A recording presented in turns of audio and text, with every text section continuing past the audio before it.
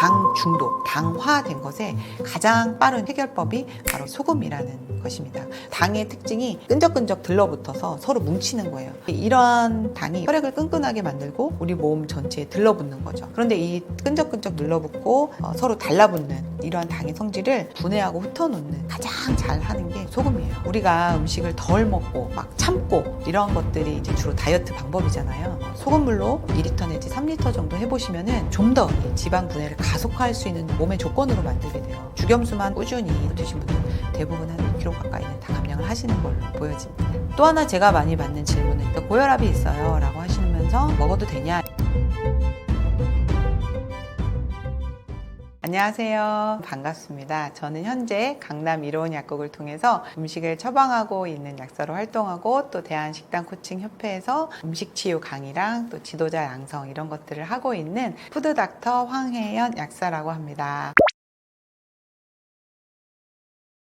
저는 비만의 원인이 서구식 때문이다 라고 단정하는 거에 공감하지 못하는데요. 그 이유가 과거에는 저희가 비만이 많이 먹고 덜 움직여서 라고 생각을 해서 적게 먹고 운동 많이 하자 이렇게 이제 많이 비만 이론을 많이 이야기를 했어요. 근데 실제로 그렇게 해보니까 비만이 잘 해결되지가 않았던 거죠. 그래서 이제 최근 연구 결과로는 이제 비만의 원인이 정제 탄수화물, 밀가루, 설탕 이러한 어떤 정제당이다. 그래서 이로부터 이제 고혈당이 발생을 하고 고혈당 상태에서 이제 인슐린이 과다 분비되면서 인슐린이 혈중에 굉장히 높은 농도를 유지하게 되면 인슐린의 역할 중에 하나가 세포 속으로 당을 집어넣는 역할도 하지만 사용하게 하는 역할도 하지만 지방을 저장하게 하고 지방을 분해하는 것을 억제하는 그런 역할을 한다는 것을 알게 됐습니다. 그래서 결국에는 서구식 음식이냐가 아니라 음식이 달아진 것, 당분을 많이 사용하는 것, 탄수화물을 누적되게 섭취하는 것, 이것이 이제 비만의 원인이라는 것을 알게 됐죠. 그래서 이제는 서구식 음식이냐, 아니면 한식이냐, 아니면 채식이냐 이런 논리에서는 이제 벗어나야 되고요. 결국에는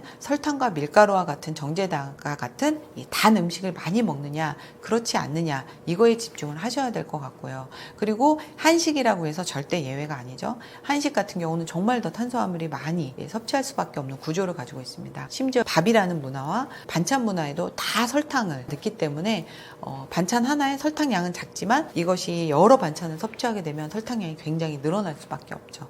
그래서 서구식이냐 아니냐, 뭐 육식이냐 아니냐 이런 논리가 아니라 단 음식을 먹느냐 아니냐 이런 관점으로 이제 비만 관리를 하셔야 비만이 해결될 수 있다 이렇게 생각합니다. 요즘 맛있다 막 음식 포르노라고도 하더라고요. 보여지기 위해서 만들어진 음식. 어디 가면 맛집이다 하면서 막 보여지는 비주얼적으로 훌륭한 음식. 대부분 보면 탄수화물 재료를 가지고 만들어내는 화려한 테크닉이라고 할 수 있죠. 그런데 결국에는 그런 음식 속엔 탄수화물 비율이 과거보다 확 올라갔다고 보시면 돼요. 그래서 음식이 달면 결국에는 해결하는 방법이 바로 이제 물을 넣거나 아니면 소금을 넣으면 단지 잘 몰라요. 그래서 그렇기 때문에 이제 단짠이라는 음식도 생기게 된 건데요. 결국 이제 이 당 중독, 그다음 당화된 것에 가장 빠른 중화법과 해결법이 바로 소금이라는 것입니다. 그래서 실제로 당 중독 현상, 그래서 요즘 나 탄수화물 중독이야 이런 말들 본인들이 알아서 많이 하시더라고요. 먹었는데도 계속 무언가 배가 부른데도 계속 땡기죠. 이제 그러한 것들이 언제 생기냐면 보통 이제 우리가 케이크류들 보면 한 조각으로 만족이 잘 안 됩니다. 하나 먹어도 또 먹게 되고 그리고 단 음료수 한 잔 다 마셔도 별로 배부르다는 느낌을 안 줘요. 이런 게 바로 이제 당 중독인데요. 이럴 때 가장 빨리 해결할 수 있는 방법이 소금이에요. 그래서 실제로 당과 싸워 맞서주는 것도 소금이고 이 당을 해독하고 중화하고 당 중독을 해결해 줄 수 있는 것도 바로 소금입니다. 그래서 실제로 제가 이런 분들을 만났어요. 탄수화물 중독에 걸려서 항상 입에 뭔가 단 게 들어가야지 안정이 되고 막 이런 분들인데 제가 소금을 들여봤더니 이상하게 제가 단 게 안 땡겨요. 그리고 식욕이 좀 조절이 돼요. 이런 분들이 정말 많습니다. 이제 그 이유가 아까 말씀드린 당 중독, 해결사 이런 표현도 맞지만 우리 몸에서 계속 무언가 땡기게 됐던 건 결국에는 내가 먹어온 당들을 해결할 수 있는 해결사가 땡긴 거예요. 근데 그 사인을 잘못 이해하고 더 뭔가 먹고 싶으니까 또 탄수화물을 먹고 또 당을 먹게 되는 거죠. 근데 이럴 때 딱 소금을 먹게 되면은 이제 내부적으로 해결이 된 거죠. 결국에는 이 당을 소모하고 분해하고 해결할 수 있는 이제 소금이 들어오니까 더 이상 이제 음식을 원하지 않게 되는 거죠.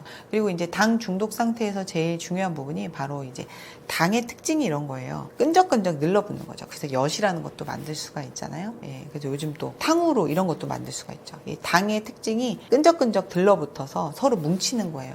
근데 이러한 당이 우리 몸속에 혈액 속에도 혈액을 끈끈하게 만들고 우리 몸 전체에 들러붙는 거죠. 그래서 문제를 일으키는데 이게 당화라고 하는데요. 그렇게 되면 일단 기본적으로는 순환을 막고 염증을 일으킵니다. 그런데 이 끈적끈적 눌러붙고 서로 달라붙는 이러한 당의 성질을 분해하고 흩어놓는 가장 잘 하는 게 소금이에요. 그래서 소금은 어떤 당의 합병증, 당의 어떤 부작용 이런 것들에 가장 좋은 해결사다 이렇게 생각을 해주시면 좋겠습니다.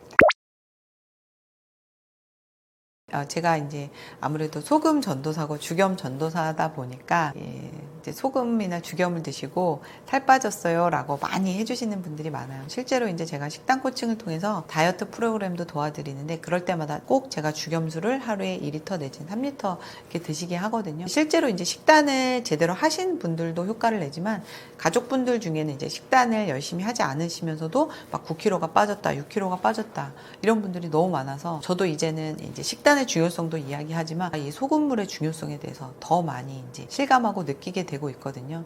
그 이유가 우리 몸에서 이제 지방을 분해하고 저장하고 하는 이 분해로 갈 것이냐, 저장으로 갈 것이냐를 결정짓는 게 바로 인슐린의 농도입니다. 근데 인슐린의 농도를 이제 바닥으로 떨어뜨리려면 두 가지 조건이 필요해요. 첫 번째는 혈당이 떨어져야 됩니다. 그러니까 더 이상 탄수화물이나 정제당을 드시지 않아 주시는 것도 좋고 또 하나는 당을 빠르게 소모하는 것도 방법이겠죠. 당을 빠르게 소모하는 데 쓰여지는 게 바로 소금이에요. 그래서 인슐린 농도를 떨어뜨립니다.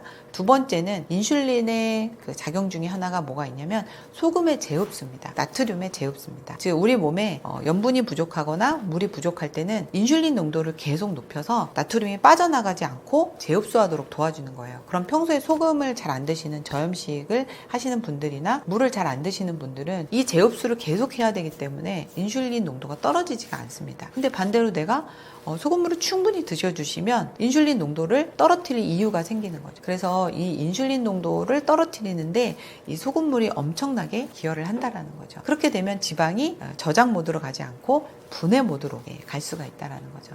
그래서 우리가 음식을 덜 먹고 막 참고 이런 것들이 이제 주로 다이어트 방법이잖아요. 그런데 일단 기본 조건을 소금물로 죽염수로 2리터 내지 3리터 정도 해보시면은 좀 더 이 지방 분해를 가속화할 수 있는 몸의 조건으로 만들게 돼요. 그래서 이 부분을 한번 신경 써서 먼저 해보시고 나서 이제 식단도 노력하시고 운동도 하시면 아마 효과를 많이 보실 것 같고요. 제가 직접적으로 들은 사례를 보면 죽염수만 한 달 정도 꾸준히 3리터 정도 드신 분들 대부분 한 3kg에서 6kg 가까이는 다 감량을 하시는 걸로 보여집니다. 식단하고 운동하시는 분들은 대부분 이제 인바디라는 걸 측정을 하세요. 근데 저도 사실 경험자긴 한데요.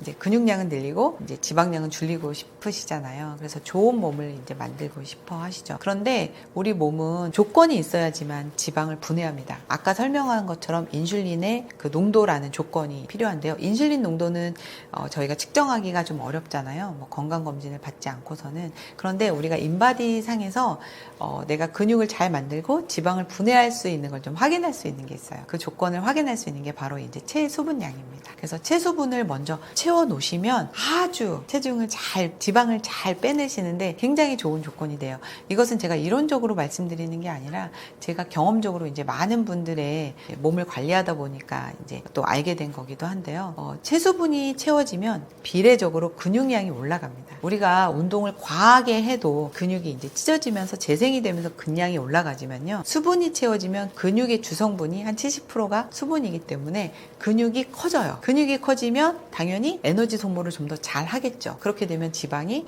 잘 빠지는 몸이 됩니다. 그래서 체수분을 빠르게 채워서 근육량을 늘리는데 이것을 해주시는 게 바로 우리가 생각하는 물 마시기인데, 물 마시기를 하시기보다는 아까 제가 말씀드린 소금물 먼저 충분히 채워주시면 약간의 부종이 생기는 거죠. 근육이 부종이 생기면서 근육이 땡땡 붙습니다. 이렇게 되면은 지방을 잘 소모할 수 있는 그런 몸으로 바뀌어 나가요. 그래서 아마도 지금 현재까지 내가 식단도 하고 막 운동도 열심히 하는 것 같은데 저염식을 하시는 분들이 많더라고요. 당연히 체수분이 채워지지 않겠죠. 저염식을 하시게 되면 그럼 당연히 근육량이 올라가지 않겠죠. 당연히 지방이 떨어지지 않겠죠. 이런 분들이 극단적으로 더 수분량을 줄여서 하시게 되면은 근육량이 느는데도 많이 어려움이 있을 뿐더러 체성분을 관리하는데 굉장히 어려우실 거예요. 그래서 건강한 체성분을 만들어 가는 데 있어서 체수분을 먼저 활용을 해 보시면 아마 더 빨리 더 건강하게 몸을 만드실 수 있는데 도움을 받으실 수 있습니다.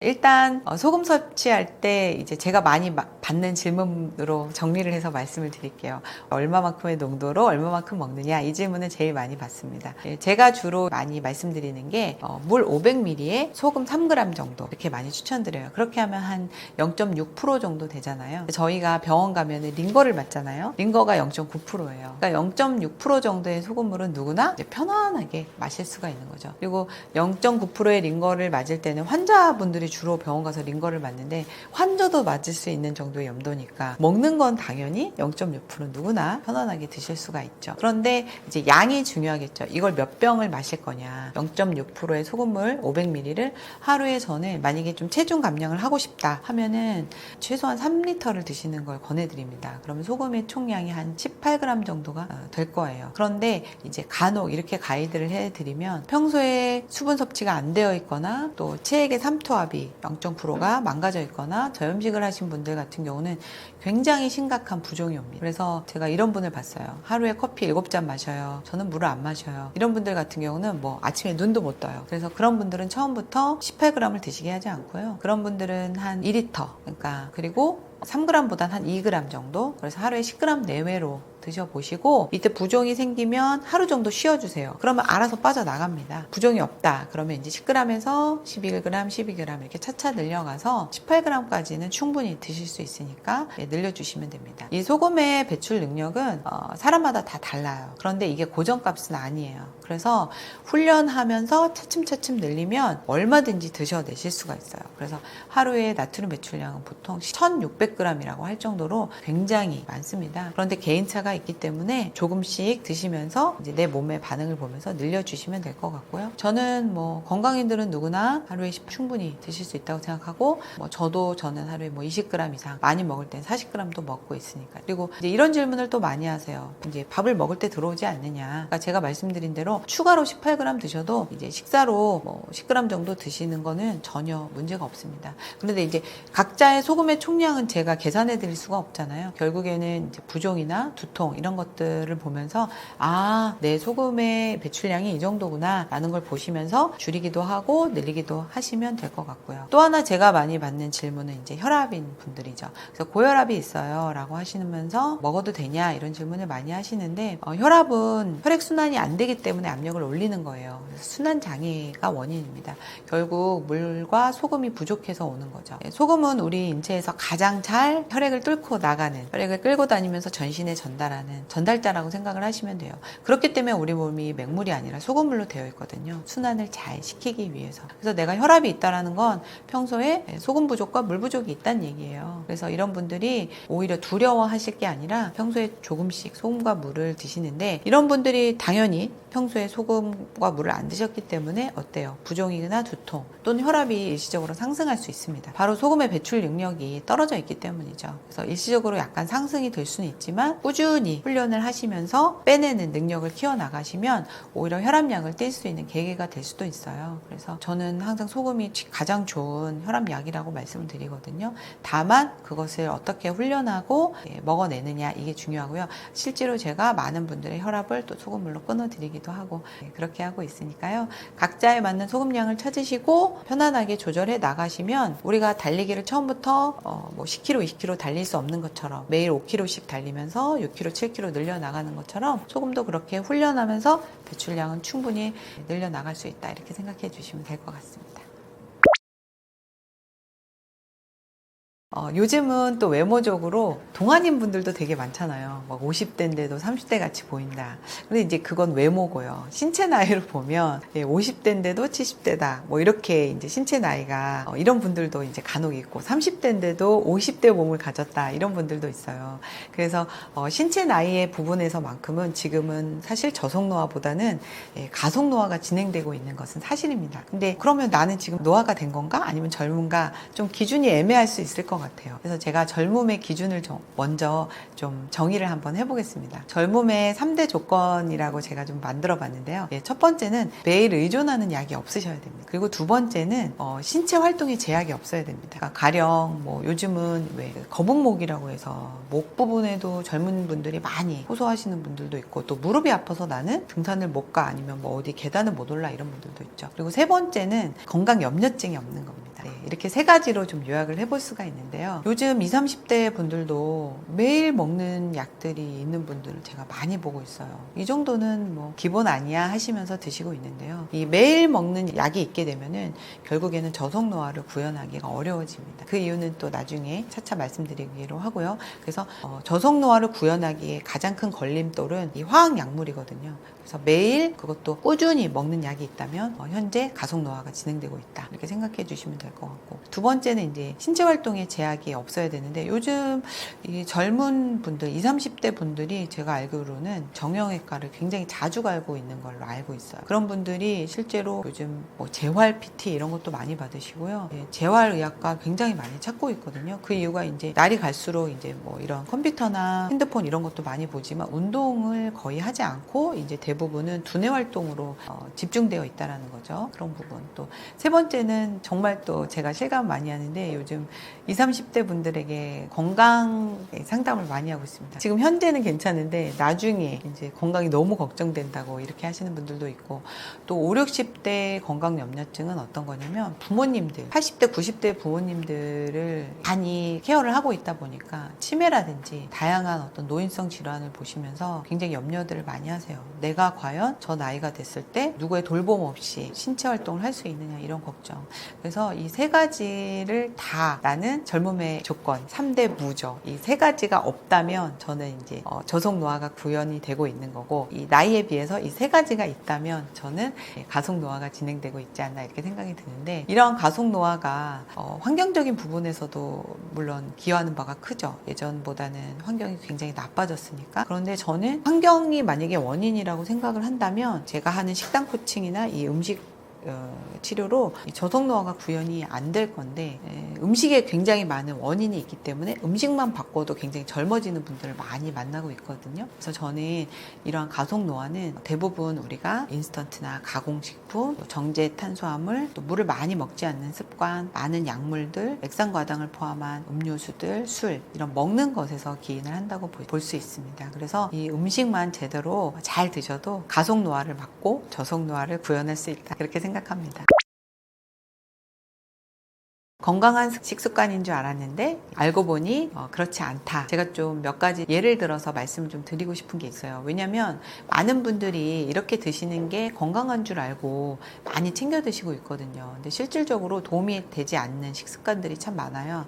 그래서 오늘은 이제 세 가지를 소개를 해드리려고 하는데, 첫 번째가 잡곡밥입니다. 많은 분들이 잡곡이나 현미, 통곡물을 좀 건강 식단으로 많이 챙겨서 드시는데, 이러한 통곡물들이 실제로 이제 식물 입장에서 보면 씨앗이잖아요. 씨앗은 그만큼 식물 입장에서 소중하니까 이 씨앗을 보호하는 어떤 항영양소가 굉장히 많이 강력하게 집중되어 있는 것이 씨앗이에요. 그렇다 보니까 실제로 위장 기능이 약하고 소화력이 약한 분들 같은 경우는 잡곡밥이라든지 통곡식을 제대로 소화하기가 어려운 분들이 많습니다. 근데 이런 분들이 계속 이제 건강하니까 이 음식을 챙겨 먹게 되면 이제 음식만 먹어도, 밥만 먹어도 그냥 피로하고 지치게 되죠. 그리고 하루 종일 이제 소화불량으로 시달리게 되죠. 그리고 이 자체도 이제 우리 몸에는 굉장한 에너지와 효소 손실인데, 소화가 잘 되지 못할 경우에는 이제 이 음식이 소화가 잘 되지 못하면 소화분해 흡수가 잘 안 돼서 그냥 그렇구나 라는 게 아니라 우리 몸에 독소로 작용을 하게 됩니다. 그래서 오히려 건강을 해칠 수가 있다라는 거죠. 그리고 이런 음식을 제대로 소화 못했을 때는 이제 가스 같은 게 이제 많이 발생을 해요. 그 얘기는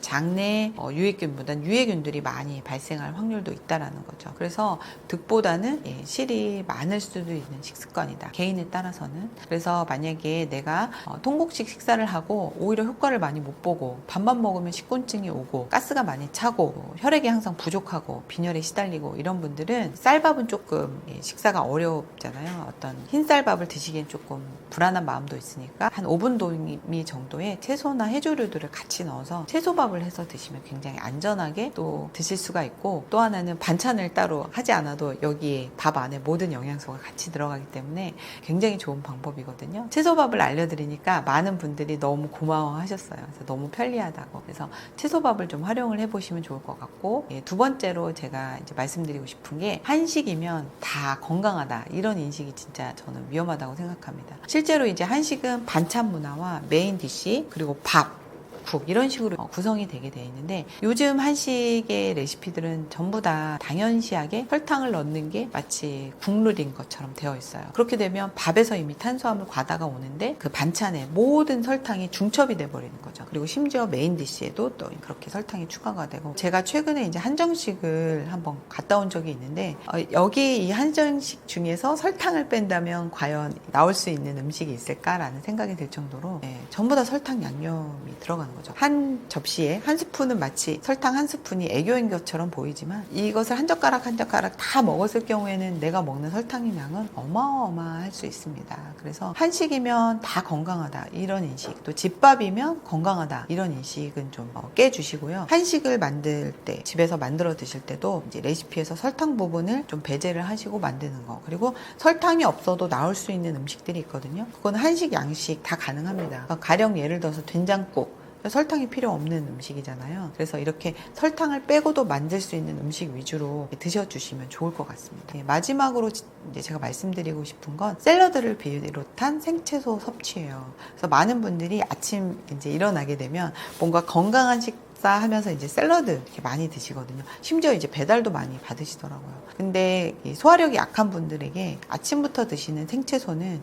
대부분 아마 느끼신 분들도 있을 거예요. 그것 때문에 속이 불편해요, 속이 쓰려요, 아니면 설사를 해요. 채소 자체가 굉장히 찬 성질인데 이제 샐러드로 날 걸로 드시게 되면 이 소화 흡수가 굉장히 어렵게 됩니다. 그래서 이것이 어떤 위장 불편감을 발생시킬 수도 있지만, 채소의 유효 성분을 흡수하는데도 굉장히 어려움이 많기 때문에 저는 채소를 드시는 건 굉장히 좋습니다. 채소를 드실 때는 똑똑하게 드시는 방법은 익혀서, 살짝 익혀서 간장과 식초와 함께 드시는 게 훨씬 좋고요. 아까도 말씀드린 대로 밥과 함께 쪄서 드시는 것도 굉장히 좋고, 아니면 물김치 형태로 드시는 것도 좋습니다. 그러나 생으로 자주 드시는 것은 어쩌다 맛으로 드시는 건 상관이 없지만 채소의 유익 성분을 제대로 드시는 방법은 아니다, 이렇게 말씀드리고 싶습니다. 80대에도 40대 뇌를 갖는 분들도 간혹 있겠죠. 그리고 또 반대로 40대에 80대 뇌를 갖는 분들도 있을 거고, 결국에는 이렇게 어떻게 보면 근본적인 실질적인 신체 나이가 어디서 이제 결정이 되느냐, 그걸 좀 봐야 될 것 같은데요. 이런 저성 노화의 이제 가장 중요한 포인트는 바로 인체 내 수분 양에 결정된다고 볼 수 있습니다. 그래서 우리가 태어나서는 한 80%의 수분을 갖고 태어나지만 나이가 들어가면서 50% 이하가 되면서 이제 죽음에 이르게 되는데, 결국 80대에 40대의 뇌를 갖는다는 건 뇌에 충분한 혈액과 수분이 있다는 얘기거든요. 실제로 이제 노인의 뇌를 안을 들여다보면 젊은이의 뇌와 차이점은 바로 그 안에 있는 혈액과 수분의 차이거든요. 그래서 결국 젊음과 노화를 구분짓는 가장 중요한 기준은 바로 체수분량에 결정된다고 해도 과언이 아닐 것입니다. 그런데 체수분은 단순히 물만 많이 드신다고 해서 늘리는 게 해결이 되지 않습니다. 이러한 함수 능력, 수분 충전 능력은 첫째는 근육량을 늘리셔야 됩니다. 물만 열심히 드신다고 해서 물은 저장하지 않고 바로 나가기 때문에, 근육이 늘어나면 근육 안에는 혈액과 수분이 늘어나면서 근육이 채워지는 거거든요. 우리가 사실 근육량을 늘린다 하면은 막 운동을 이렇게 막 심하게 과하게 해서 근육이 찢어지면서 이제 확장되는 그런 거는 되게 어려운데요. 근육을 수분으로 충전하는 건 쉽습니다. 그래서 수분만 제대로 잘 챙겨 드셔도 근육이 늘어나고요. 또 하나는 인슐린 저항성이라는 걸 개선하셔야지만 근육이 잘 충전이 되기 때문에 정제당이라든지 설탕, 밀가루 이런 것들은 좀 제한을 해주시고, 근력 운동은 트레이너 분들처럼 과도하게 하시는 건 아니고요. 하루에 30분 정도만 스쿼트 같은 것만 해주셔도 근육 쪽에 혈액을 충전시키는 방법이거든요. 그쪽에 쏠리게 되면서 근육에 자꾸 혈액을 꽂아주는 방법이니까 그 정도로만 해주셔도 굉장히 도움이 되고요. 두 번째로는 소금물을 드시는 게 좋습니다. 그래서 우리 체내의 물은 맹물이 없습니다. 전부 다 나트륨과 좋은 미네랄로 이루어진 소금물로 되어 있기 때문에 맹물을 계속 드시는 것은 오히려 탈수를 유발할 수가 있고요. 소금물로 충전을 하시는 게 좋은데 가능하면 인체에 친화적인 미네랄이 들어있고 또 가능하면은 바다 오염 물질이 없는 죽염수로 드시는 게 가장 빨리 이제 체수분을 채우는 방법이고 저속 노화를 구현하는 방법이다라고 생각합니다.